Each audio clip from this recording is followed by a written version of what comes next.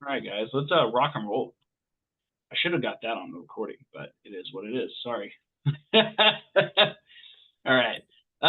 So Kevin should be hopping on here shortly, but he had a bunch of questions that I think would be really good to address. He posted them in Slack the other day, so I'm gonna go ahead and share my screen here real fast for you guys and kind of go over them real quick. Not real quick, but like, you know. Okay, so these were some really good questions, and I think these are really good for this call specifically. So partnering with other flippers locally, finding local direct buyers that pay more than direct buyers, inspecting and selling broken cameras, best practices, MDM locks, all that good stuff. So I'm going to take these one at a time, and I'm just going to answer them because I think they're all really good questions. And I just want to ask you guys, are you guys okay with me taking up most of this call answering these questions? I feel like they're going to be massively beneficial for a lot of you guys. Let me know by typing 1 or thumbs up, whatever you guys want. I think a lot of these, I like the generating passive income one. I got a lot around that. All right, cool. Fantastic. Okay, and then at the end, we'll just do Q&A. I'll look at ad accounts if you guys want me to and stuff like that. Okay, so the first question is partnering with other flippers and entrepreneurs locally. So here is how I recommend doing this. And I'm going to give you guys the TLDR approach to this whole thing here. So how do you connect with other phone flippers in your area? So the easiest way to do this, my friends, is go to Facebook Marketplace, type in cash for phones, and boom, boom, bang, reach out method. Hit these guys up. Be like, hey, I see you buy phones. I buy phones in the area too. Let's see if we can make some deals work together. That's all you say. By the way, guys, most of these people are using my ads. Like, this is my ad. This is my ad. It's so funny. Also, what is this? Hello. Parts of repair, all for $100. Bruh. I may go pick this up. Let's see. Those two, that Dell computer right there pays for the whole thing. Then we got, oh man, look at this. This is nice. Look at that, guys. I just found a nice deal. And I'm going to use Tyler's method on that, where you buy all of them as a lot, sell them as a lot, and just charge like $50 in shipping. Anyway, you go to Facebook Marketplace, you DM the people that have ads up in Facebook Marketplace. You can do the same thing for Craigslist. You can do the same thing for other platforms like OfferUp. You can see who is the resellers and who isn't the resellers. It's pretty easy to tell them apart. On top of that, you want to make it a win-win situation for you guys. Now, one of the questions that I'll usually ask is like, hey, do you currently sell on eBay or any other platforms? A lot of these guys do not sell online, okay? And this is where you guys can come in and absolutely just freaking dominate. These guys are too scared to sell on eBay, okay? So you can create your own direct buyer price list. That's like, let's just say like $50 lower than Atlas or something like that. And you can give it to these guys. If you guys want your own direct buyer list, you can actually contact JJ Brown. Hit me up after this call on school and I can connect you. Or hit me up on Facebook and I can connect you. That way you guys are connected. He can literally have it sync up with Atlas's stuff and it can create your own buyback price sheet. It's pretty cool. But you basically give them this price sheet and it can be like $40 to $50 less. And then you're making $40 to $50 per device from these resellers. That's okay. I'm totally cool with that because they're basically, they're doing all of the reach outs at that point or the ads or whatever, and then selling to you. So you're basically their direct buyer, which is nice. So that's how I would connect with local, or that's how I do connect with local resellers pretty often. And Ricky, I think you do this too. I'm not sure Ricky's on here, but I think he has a bunch of resellers. Hey, what's going on? What's up, dude? You got a bunch of resellers you buy from, right? Yes, sir. Built Yeah. them up over time. Yeah, exactly. So how'd you get them? Did they reach out to you or did you reach out to them? Built them up over time.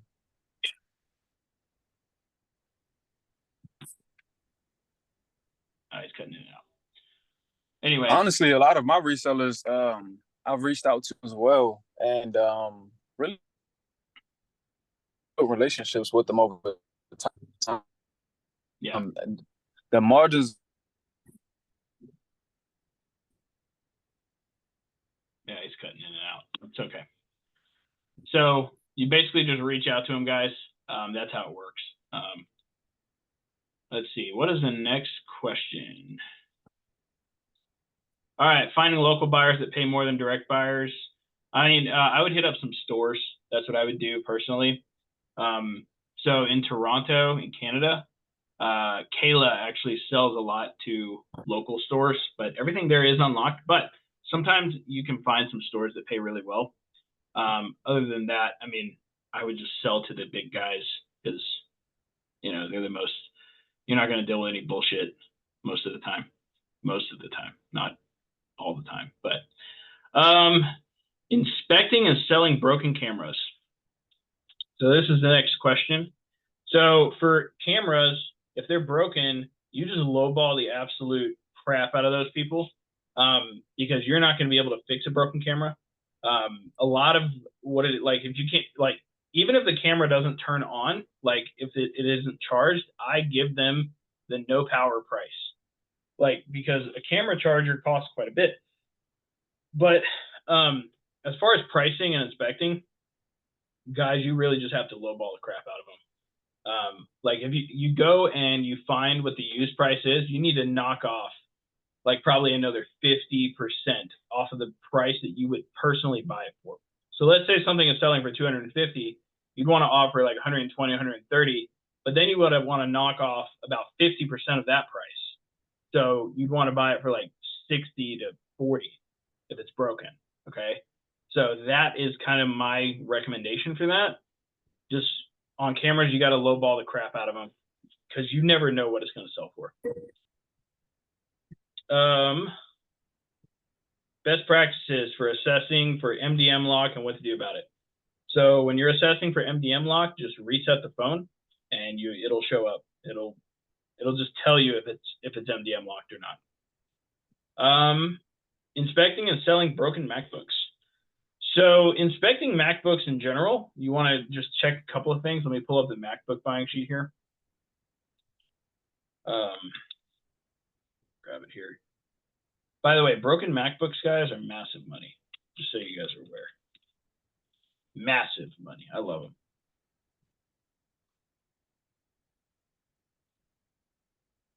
Absolutely love them. MacBooks. I got so many documents. It's crazy. All right, I'm going to share my screen. All right, so you guys have access to this inside of the curriculum, but the MacBook buying sheet, what do you need to make the offer? You need the serial number, you need the condition, right? Now, if it's broken, once again, lowball the hell out of them. So there is a checklist for the Macs. You want to obviously check the screen, the outside, check for dents and scratches. You want to check the battery cycle, Touch ID, iCloud, keyboard, camera, how to reset it. It's pretty simple. Command R. This is on the older ones. The newer ones, you can literally just reset them like an iPhone. Kind of nice. And then these also have MDM locks, so just be careful about that. As far as buying broken MacBooks themselves, I got one over here somewhere. Got to sell it, but you don't need to do a whole lot of assessing on them. A lot of the times you can just go to eBay and find no power MacBooks. So if we go to eBay, I can show you guys right now. Where's it at? Here we go.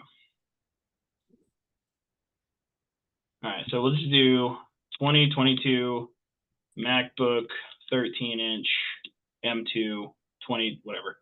Then just type in no power, and they'll come up. So you just go down here to sold. Here you go. So there's not very many results. So this is the one you would take. The best offer was accepted. So what I'd recommend is it probably got accepted for like 300 for this model, something like that. So here's my kind of recommendation on newer MacBooks, anything like 2020 or 2018 and newer-ish. If it's a MacBook Pro, I just offer people a flat $50 to $100 for a no power MacBook. That is like my go-to. If they tell me it's a 2018 MacBook Pro with, you know, a damage, I just automatically like, or no power, it's automatically $50. That's just what it is. And it works well. And then a lot of the times, all you guys got to do is type in what's specifically wrong with the MacBook into eBay, and you should be able to find a clear item. Now, if you can't find a clear item, what you want to do is you want to go to the year before. So, for example, if you are assessing, let's say, a 2022 MacBook and you can't find enough on it, what you want to do is go a year back. So type in 2021 MacBook Pro 13-inch, and then use that pricing and base it off of that one, because you can't go wrong if you go the year before. You can go wrong if you go a year later, right? So you don't want to use 2023. You want to use the year prior. That way you just can't lose. You want to stack as many of the chips in your favor as possible to make sure that you win, right? So, and a lot of times, guys, these people don't have any emotional connection to a broken MacBook because they are expensive as hell to fix. So they've probably already been quoted $400 to fix their screen. So lowball them. But I would also use the MacBook pricing sheet to do that, to help you out with that. All right, next question. Maximizing the resell deck experience. So the number one way to maximize your resell deck experience is go through the resell deck course. Pretty quick course. So let me pop into it. So go into resell deck, go in here, and best thing to do, best way to maximize your experience is if you go down here, there's a purple little chat bubble. It says start here, set up your resell deck account.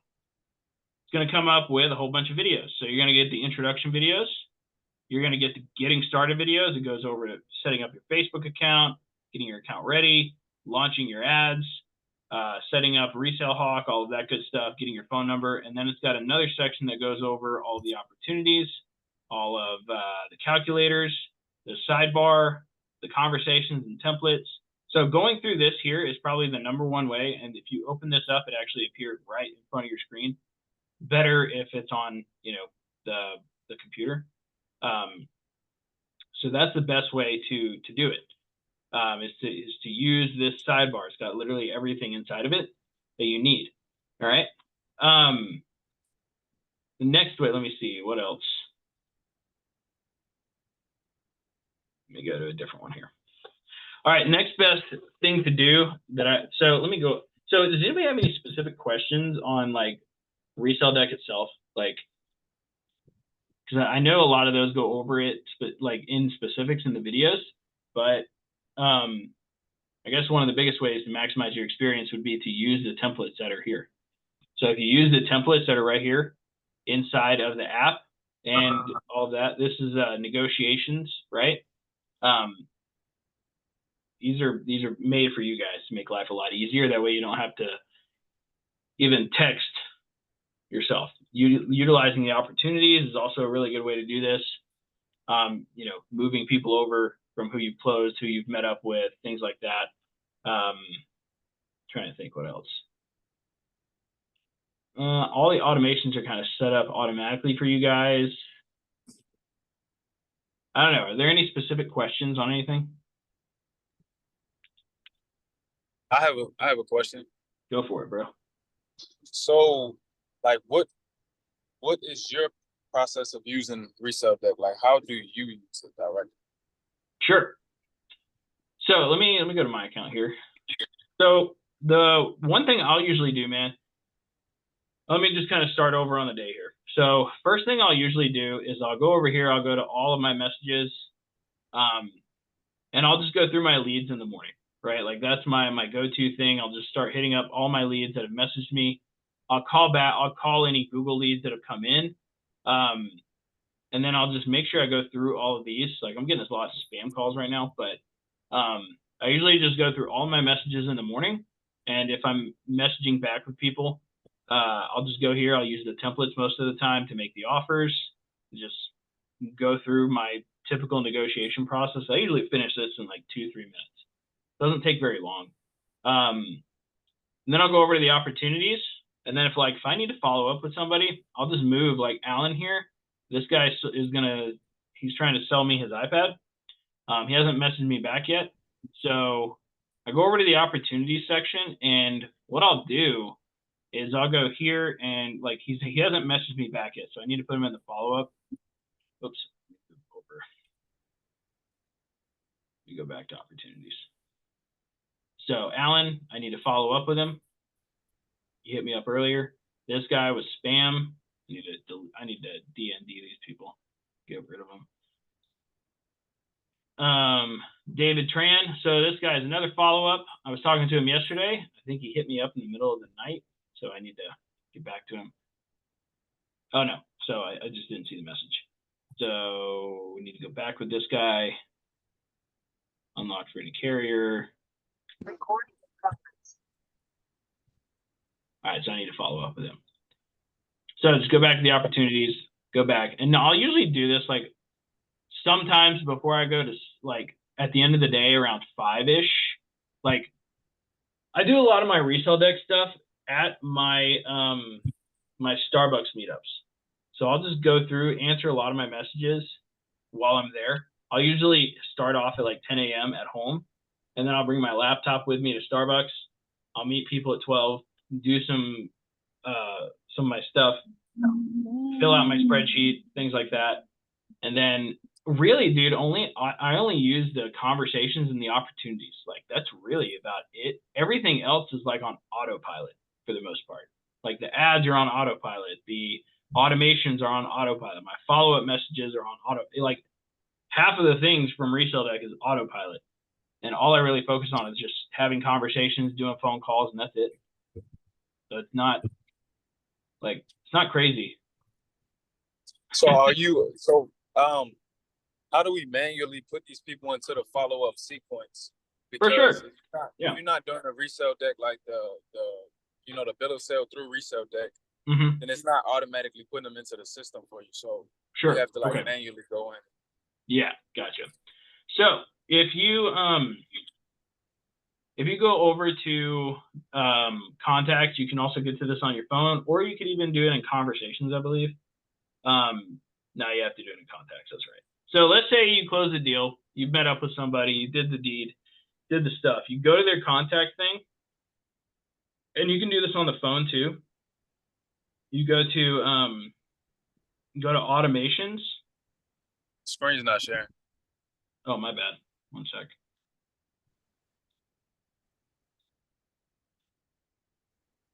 Okay. So you go to a contact, just grab a contact, go to them, once you've closed them or whatever, you go to automation down here. There's a little tab under automation. You can do this from your phone too, by the way. And then you just go to add, click the workflow, and then it's follow up after sale. Okay. So you click follow up after sale and then add them to that. And that will kick off the follow up sequence without the bill of sale. And how do I know what message is going to send out to them and how to edit those follow up messages? Yeah, for sure. So you're going to go over here to automations. So if you go in, no, you're fine, dude. So if you go into automations here, you go to follow up after sale, which is the automation. Okay. And then it's going to give you a big long list of things. Okay. So it's going to be an email, and then you can then edit those, the email right here. And then you can edit the text message as well. So you can just edit everything right there. But by default, what is it sending out to them first? Because most of the time I don't have their email, right? Most of the time, sometimes you don't even get their phone numbers, but this is following up through the text message only, not through Facebook, correct? It's not following up. Yeah. So Facebook has a 24-hour closing policy. So you can't even follow unless they opt in. You can't follow up with them anyway unless it's manually, which really so you have to have their phone numbers to do this. Yeah, exactly. Phone number or email. Yep. Okay. So which I recommend getting phone numbers anyway. Of course. Simply because say for example, you put that automation in on a person, but it didn't have their phone number attached to their contact. It's not going to send the message at all, or it's just it won't send the message at all. Yeah. Okay. So you got to make sure you input the phone number into the contact first and then put them Correct. into the follow-up sequence. Yeah. And I recommend everybody Okay. be getting their customers' phone numbers and emails if possible. Like, the reason I say that is imagine if Facebook were gone tomorrow. Would you Right. have a business? I mean, really think about it. Like, Ricky, would you have a business if Facebook went down tomorrow? I would, but I know what you mean though. But Yeah.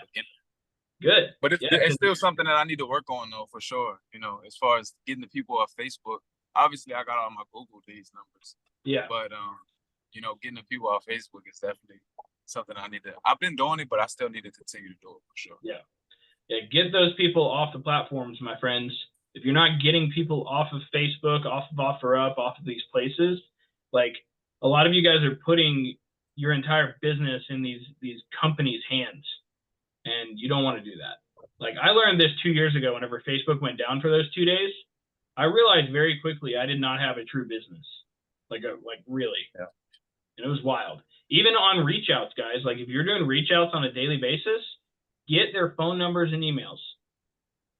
Get their phone numbers and emails. Get like anywhere where you come into contact with somebody, you need to be getting them off of that platform and into your system outside of those platforms. Otherwise, if one of those platforms goes down, then you're screwed, right?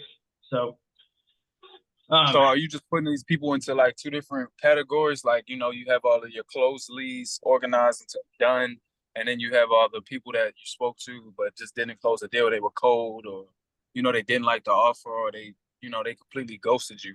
You're just yeah, putting them into a separate category like follow up or warm lead or potential lead, something like that. yeah, exactly, yeah, And you're doing that within Resale Day yeah, because you can just drag and drop people over. on the opportunities, right? Yeah, Gotcha. it's something that if you put in 5 to 10 minutes doing it per day, it'll definitely help you out.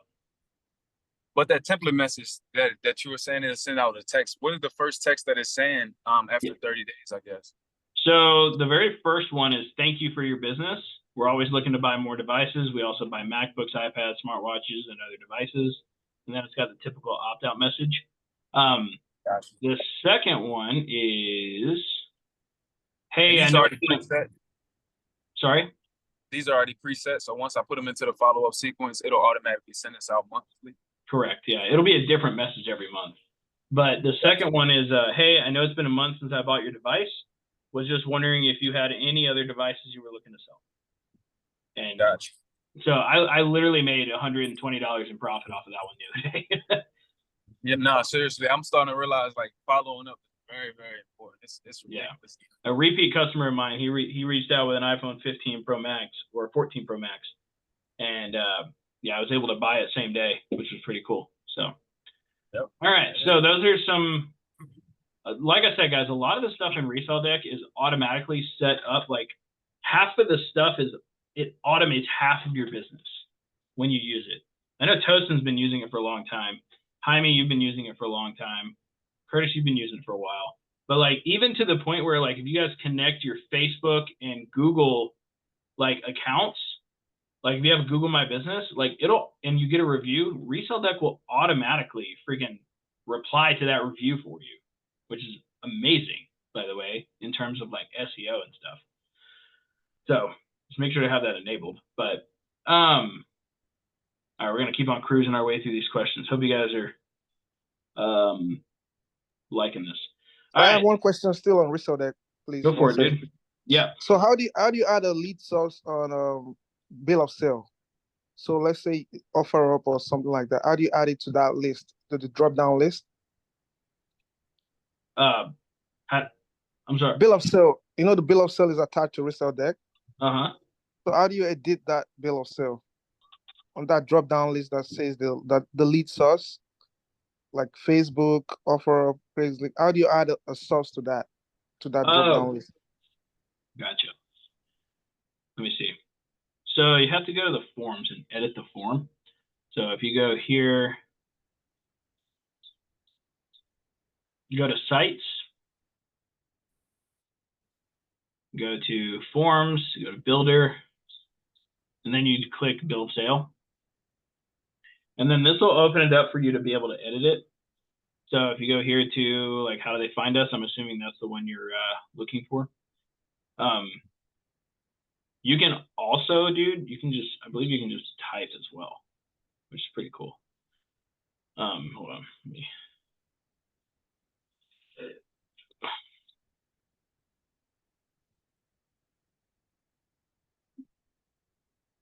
the inputs here. So you would go here and you would edit it. I believe you can also just type in this if I remember correctly. Let me see.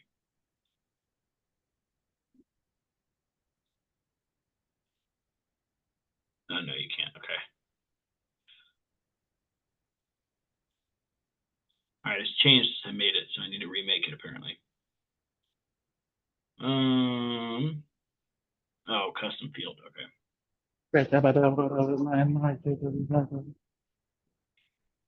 All right, here, where's that? Photo device. Oh, well.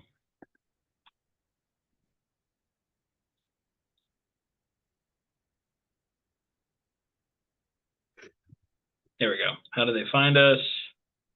Yeah, you would have to remake it if you wanted it. It kind of sucks, but Yeah, no worries. I was just trying yeah, to. if you wanted to create your own, bro, you would have to go here to add, and then go to multiple drop down here, and then you would just recreate it with the ones that you want. Now, I mean, I personally just track where they came from on my inventory spreadsheet, personally, like, because that gives me a much better representation of like everything. So that's personally where I take care of it. If like they came from Google, that like this was made before Google Ads. Like you could, if you wanted to, just remove this, since the new inventory tracking sheet takes care of a lot of this, right? I mean, it's totally up to you though. So Yeah, I already do that. I do that on the yeah. If you got it on the inventory tracking sheet, then you don't exactly need it inside of Resell Deck. So that's personally where I would take care of that. I'm trying to take a little nap. All right. What, Curtis? Hmm? What'd you say? Okay. You want to drive? All right, moving on. So time management and workflow optimization tips. So in terms of like time management, I mean, that really is I mean, that's a person by person case, really. I mean, obviously I don't have a job, so I have a little bit different of a time management thing. And honestly, I'll be real, like I've gotten to the point where I just kind of do the things whenever I can. So that's kind of my go-to way now, but I'll share some time management tips that I did when I was coming up, like, because at this point I just kind of get everything I need to get done as quick as possible in the day so that I can just do whatever I want. Which is kind of like the way I like to roll now. I guess I'm just in a different time of my life or something. I don't know. I'm about to turn 30, so things are changing. But so one thing I used to do a lot of the times, and then I've changed up a little bit, is like I would just buy throughout the week, list everything on Saturday, get everything mostly sold by like Sunday, Monday, and ship everything out on Monday. And that was kind of my way of doing things. I have since changed a little bit. Now I like to like if I buy something, I like to list it as soon as possible or send an invoice to a direct buyer as soon as possible. That way I can get rid of it as soon as possible instead of just letting everything kind of build up. Like, so I bought 3 phones 2 days ago. I took yesterday off because it was the 4th, but I bought 3 phones the other day, and I sold all of them on the same day because I listed all of them the same day. Like as soon as I got home, I listed them and then I was done. And then some of them sold a few hours later, and I made like 327 in profit in one day. So that's just personally like what I do now. I like to stay in. So I call it the buyer's high. Whenever you buy something, does anybody else feel like get that like high whenever you're like, you know, it truly it's just a dopamine hit. That's what it is.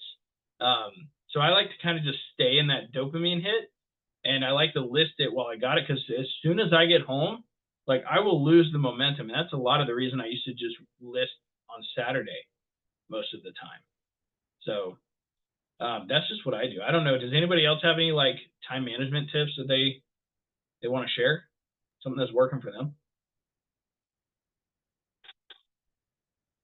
Like Chris, I'm going to start doing what you're doing, because this whole letting it build up until Saturday and then it taking over the whole Saturday is not a lot of fun. Yeah, I mean, like that used to work really well for me, and like it kept everything really segmented for myself. But like as you like are in the business longer, things change, right? You find better ways to optimize things. So now I just list as soon as possible, or send the invoice as soon as possible, or whatever, you know. And I think it helps you sell things. I mean, well, I know it helps you sell things faster. So that's kind of my recommendation now, is buy it as soon as you sell it. Because one thing we do see among the Resellerator students is people will just like hold inventory and not list it very quickly at all. So that's just something we see a lot of now, and we're trying to curb that a little bit. Can anybody relate to the buyer's high? Oh yeah, for sure. It's like getting paid to shop. Mm-hmm. I don't like shopping, but this is kind of I get what you're saying about the buyer's high. Yeah, dude, it's a real thing. So you got to stay in that high to make the money, you know. This is kind of what, you know, I recommend. All right. All right, those are my recommendations on that.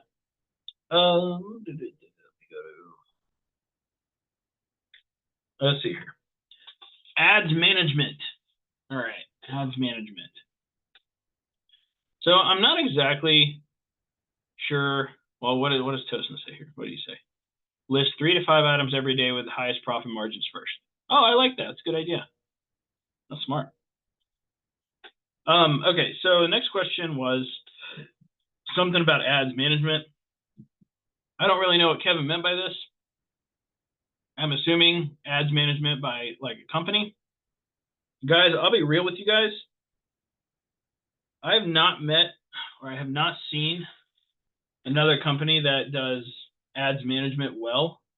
They definitely don't do it like I recommend. So I honestly, personally, guys, I think it's better to learn how to do your own ads, and I'm really leaning into that lately. I've seen it just better for a lot of people, especially people. It's good to learn how to run your own ads, personally, in my opinion. If you can learn how to run your own ads, then I mean you're golden. Like you don't need to spend $400 to $600 a month on a service at all. You know, I mean that's why you guys join the program for the most part, is like to learn how to do things yourself. But if I were to hire an ads management company, the first thing I would want dialed in is definitely negotiation. I do not recommend hiring the companies that negotiate for you, because they usually do a pretty piss poor job. How do I know that? Because I know that. I tried to do it myself. So, but a lot of them just end up hiring VAs that know nothing about the business. So it's kind of one of those things where it's like, these people know nothing about your business. It's almost like hiring somebody to build a buyback website that doesn't flip phones. Like people do that crap all the time, and it bites them in the butt all the time, right? So to hire somebody that doesn't, actually there is one ads management agency that I would recommend. There's one. It's run by Remy. Jaime knows what I'm talking about. He's like the only guy that I would recommend.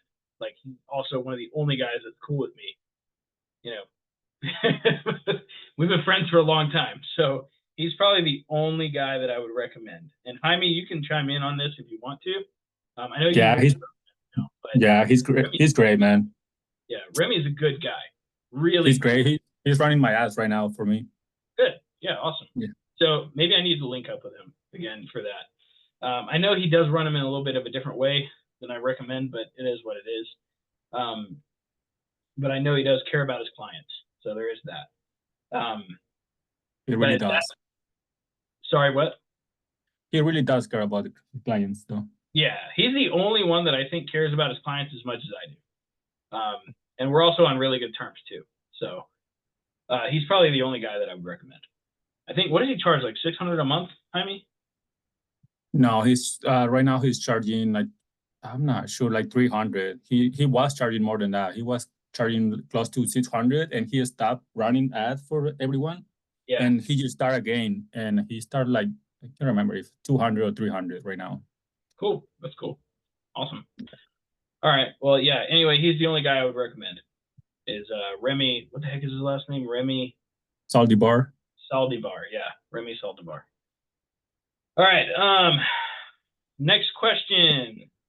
Optimizing meetup flow. How to be efficient and effective, potentially bringing a laptop to each meetup and using some software to run a diagnostic check on the spot.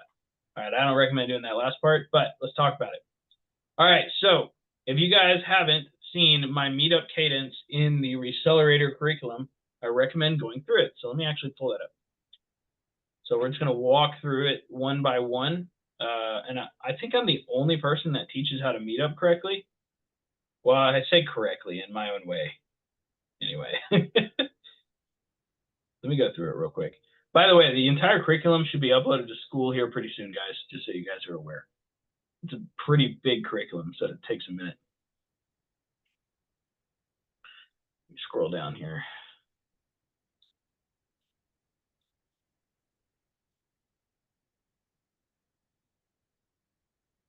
All right, meet up with customer breakdown. All right, so number one, you want to break the expectation. What is the expectation from the customer side of meeting you? Guys, most of these guys right away are probably going to think we're scammers. Okay, let's just be real. Like, they think they're going to meet us in some shady ass parking lot. You know, that's what's going through their mind. They don't want to get robbed. That's literally what's happening. So how do you break the expectation? Well, number one, the scheduled meetup model helps with this, right? Hey, I'll be meeting other people at 12 and 5 at this location, and make sure it's, you know, if it's a gas station, make sure, you know, a good gas station, not one that's, you know, where you don't want to meet somebody. Like, ask yourself, would I meet somebody here? You know, that's something you want to ask. So that's one way to break the expectation. So the first thing you want to do is shake hand firmly and compliment. Okay, so this is huge, guys, huge. By the way, I got a video dropping on YouTube either today or tomorrow where you guys can see this whole thing in action. You want to buy or give them something. So this can go like one of two ways. It depends. So if you're meeting them at a Starbucks, you can always, like, and if you're going to make like $100 or more in profit, one of the best things that you can do is, you know, as you're like, let's say you're meeting them at the Starbucks, you can message them and be like, hey, what's your favorite drink at Starbucks? That's one of the biggest things that you can do. It also kind of confirms them on meeting up with you. The likelihood that they ghost you whenever they got a drink waiting, and sometimes I'll actually send the photo of their drink to them with their name on it. And that's how that works. You can buy them a gallon of gas. That works massively. So during meetup, how long does it take you to reset a knife? It doesn't take very long. It takes like 3-4 minutes tops. The next thing is ask about their day. So you guys will see me ask this a lot. Actually, you know what? I might just pull up that entire video for you guys here in a minute. Show you guys how it's done. So ask about their day. You want to ask the non-asking question for their device. Be like, you know, so is that the device you're looking to sell? You know, things like that. You want to check over the item, sign out of the iCloud account or Google account, reset the device, fill out the bill of sale for them if you do a bill of sale, get the license or hand back the license, cash, and 3 business cards, and then recount the cash in front of them. Okay. Now, a lot of the times, my son is homeschooled now, so I'll actually have my son recount the money, and the customers absolutely get a kick out of that, guys. Like, they're like, oh, you're teaching them to take over the family business, you know? Like, it works, guys. It works super well. And then take a selfie if applicable. Like, if they want you to, take a selfie with them, right? So I'm going to actually pull up one of the – so I did this with my GoPro 2 days ago. Let me see here if I can find it. And I'll literally just show the meetup for you guys. That way you guys can get an idea of how this whole thing works. And this call might go a little past. Where's the freaking thing at? GoPro. Oh, all right. Oh, it's in my drive. Hold on. Just to give you guys a really good example of how the meetup cadence works. All right. Let me see here. So I met a guy at AT&T the other day, and I usually don't drive to people, but like it just made sense at that point. All right, so here's the video. I'm gonna optimize this. Yes, sir. What's up, dude? How you doing? Well, how you know? Nothing much, man. Can't complain. You don't mind yeah, doing the whole YouTube thing? Oh, do you think, man? Do you think? Appreciate it, dude. This is my son, Renan. How you doing? Come across phones often, dude? Yeah, I do. I buy them and resell them. Yeah, me too. Okay. So you need someone to sell to?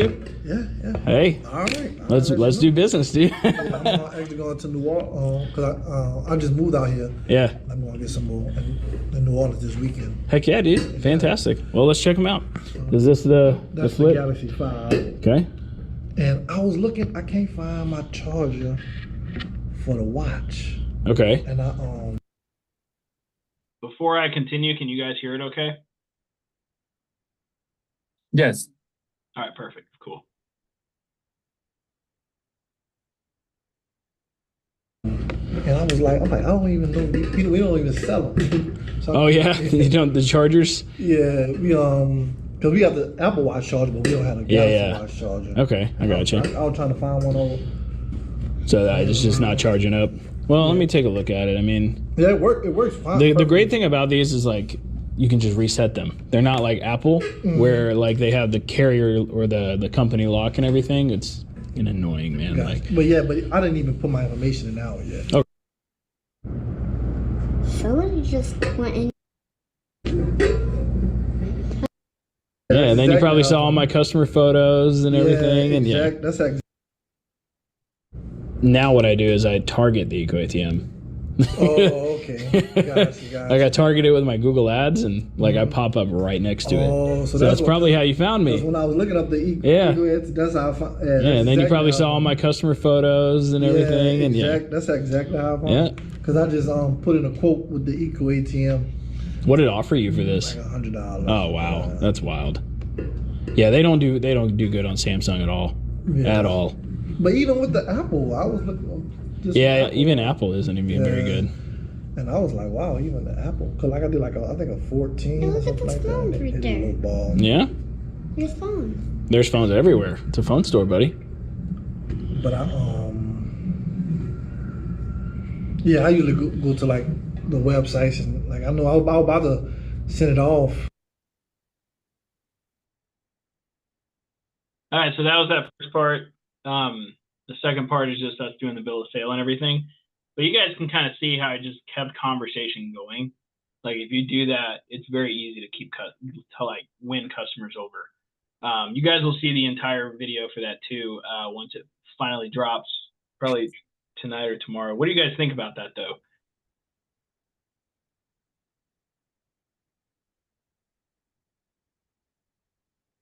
Sean said he had to drop off the call. Well, what? Okay, cool. All right, cool. We're gonna move on. Okay. Advice on how to transition to full-time and perhaps ideas for part-time jobs that I could work in meantime. Sense of community and low cognitive and emotional load are important factors to consider for me. Okay. So who here is full-time? Let me see. Jaime, you're full-time. Tosin, are you full-time? Yeah. You know what? I'm gonna answer this question using the community. Tosin, how'd you go full-time? How'd you transition, dude? I think I've always been full time, right Oh. from because I got laid off before when I spoke to you, I just got laid off at that time. Gotcha. So I started school. Jaime, how'd you go full-time? I know you started in the restaurant, dude. I know you were doing both there for a good while.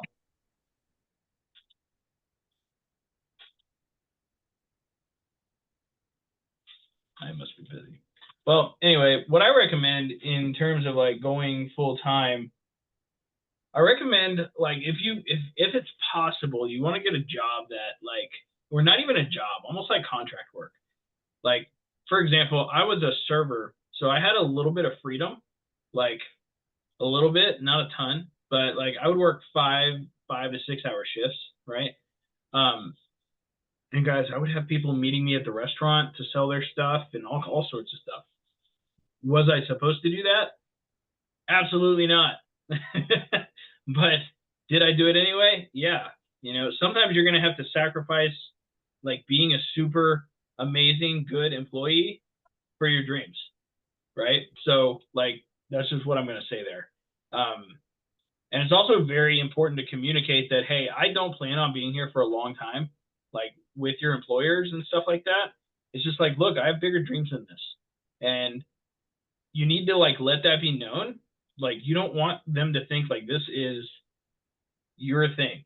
Like that's the only thing that you're doing, and it's only for them. And like, it's all about expectations, right? Now, you still want to be a good employee and stuff, but like, you have to. There's a delicate balance, especially when you're trying to be an entrepreneur and you still have a job. It's very difficult to be amazing at both. So for a while, you gotta, you know, Hormozy talks about this a lot.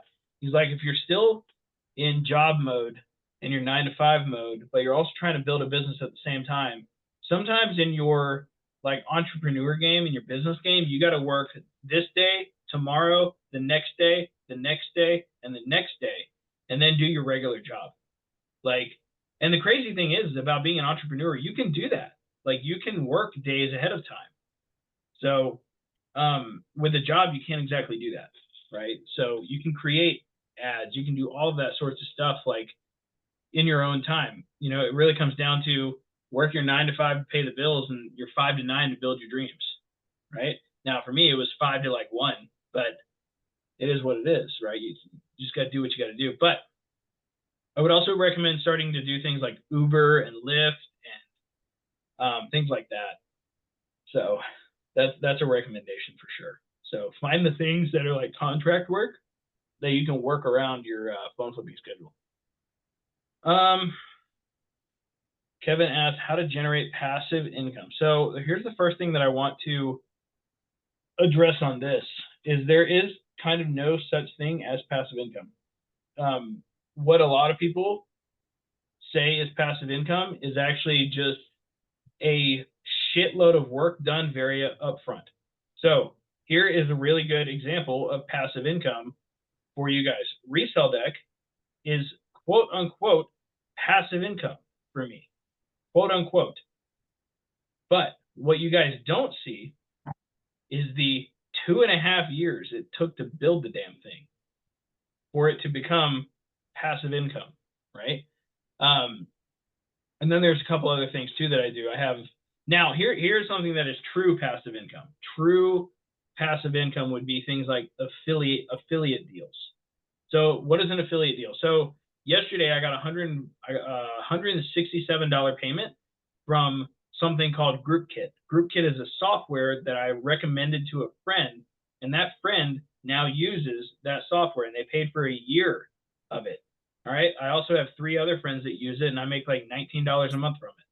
Right. So that is probably the most true sense of passive income, is because it was just a referral, and then I just get paid because I referred somebody to the software. It didn't take a lot of work. It took like no work. It just took a link that I sent to them. Right.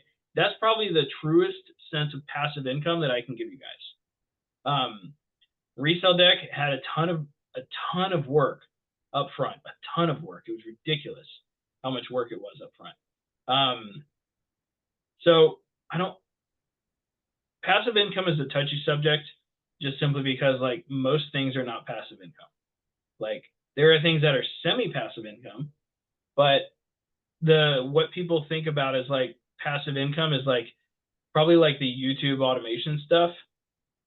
Even that though is not like quote unquote passive income. You still have to do a lot of work up front to start generating the money monthly.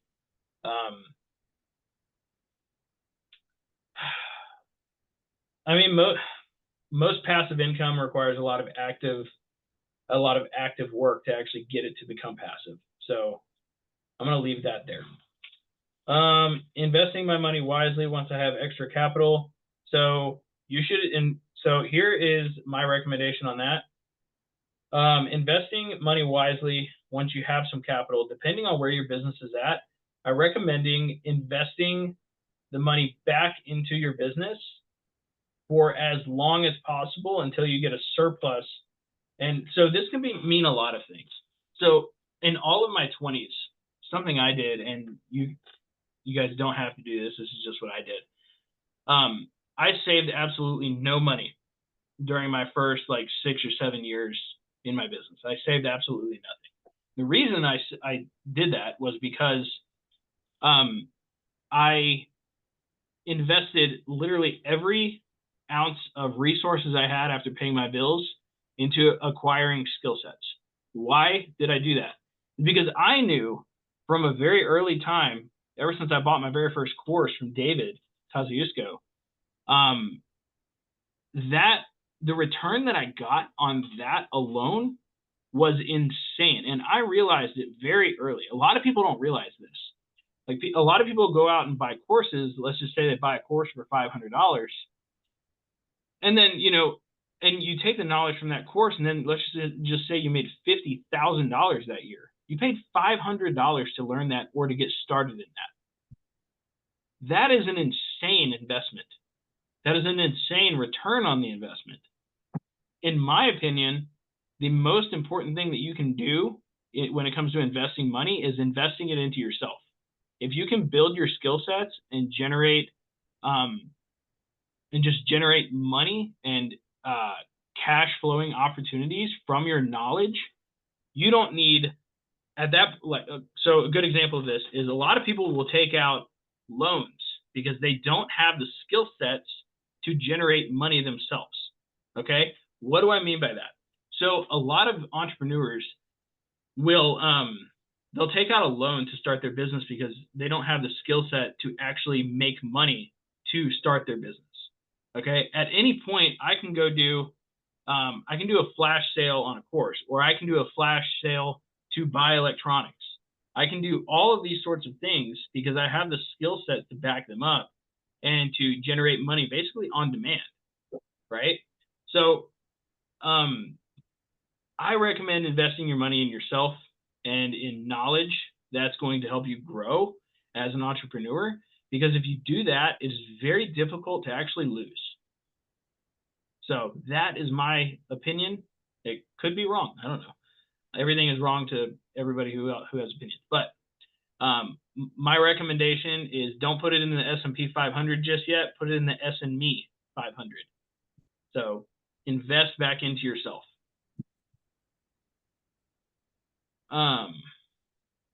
Or invest into people that so invest in yourself by investing into people that are ahead of you is the biggest thing that I could recommend. I've done that many times. It worked out well. Managing this business with dealing with depression, low energy, lack of motivation, energetic bandwidth. How to manage this business with dealing depression, low energy, lack of motivation, energetic bandwidth. Has anybody managed their business with any of those issues? I felt like that was, in my opinion, that's just being an entrepreneur. Being real. Like, I don't know. Is anybody depressed, have low energy, and lack of motivation on a daily basis? Because I know I do. I thought that was just part of the game.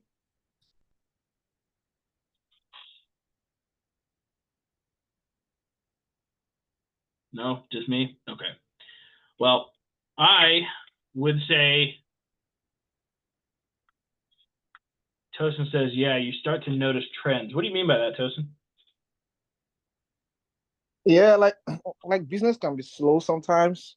Nothing is going your way, and then transfers to your emotions, and then you don't like, just like you said, like entrepreneurs, you don't, because you're not dependent on anyone, you don't know where the next, I think you said that in one of your podcasts to someone, like you don't know when the next money is coming from or something, like, but you start to notice like, okay, It's just happening now, but business just happens to be slow. All businesses have slow times, right? That when you start noticing that trends, then you can just adapt because that's what transfers to the emotions and the depression. Yeah, agree. Yeah, I mean, like, dude, business can put you in a massive depressive state sometimes. Like, so I don't really like to label things either. Like I wouldn't exactly say to myself like I have depression, right? Like, and the reason for that is like I also say like because some people will say that I have ADHD. Some people will say that it's toxic for me to work as much as I do. Like people will say that, but all those things are is like labels. And like I'm gonna go super deep here for a second, guys. So just bear with me.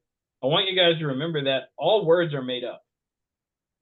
All words, all language is made up.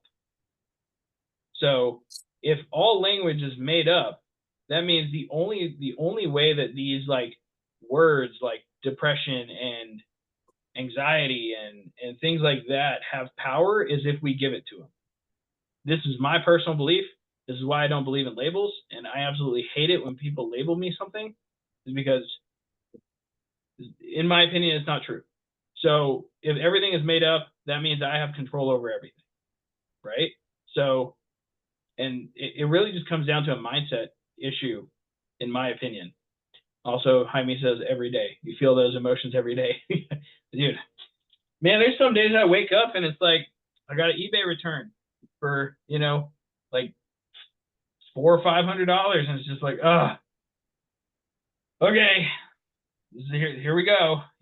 Like there's days, man, where, or maybe, on my Stripe account, I will like, on my Stripe account, somebody will, or they'll mark a payment as fraud or something like that. And like, dude, it's just like, I think a lot of people realize like once you start making more money, like the problems just get bigger. And therefore, like if you're already quote unquote depressed, you're going to get even more depressed when you make more money. So if this external thing affects like how you feel, then that external thing has all the power over you, right? So I think like, and I know I just kind of went like super deep on that, but that's just my personal belief. I don't believe in labels. I don't like if somebody says like you sound like you have depression. I don't. I'm not going to label myself that. I will not say I have anxiety because if I say I have anxiety, then I do, right? It's all mindset, man. Like that's what it is. This is my personal opinion, but if you're if you're dealing with like now, I'm not saying depression isn't a thing. Like, not saying that isn't a thing. There are clinical issues that people have with like imbalances in their brain and stuff like that. Like, I'm not saying that. What I'm saying is like most people use that as a crutch, like that they label themselves. Oh, yeah, I'm having a depressive day. I need what the heck do they call those days now? I need a freaking mental health day or something like that.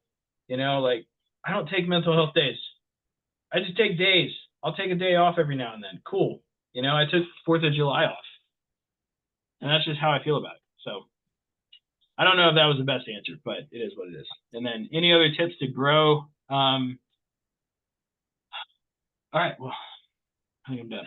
That was a lot of questions, but I hope I got through them all. Was this a good class, guys?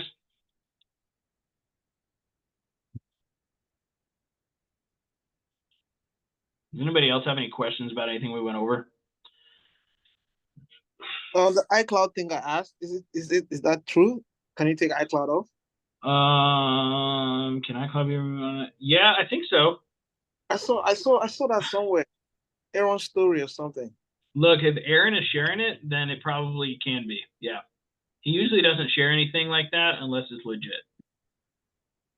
By the way, we do have Mercury Electronics that I'm a part of, but and I think that's one of the ways he's making money off of that part. So yeah.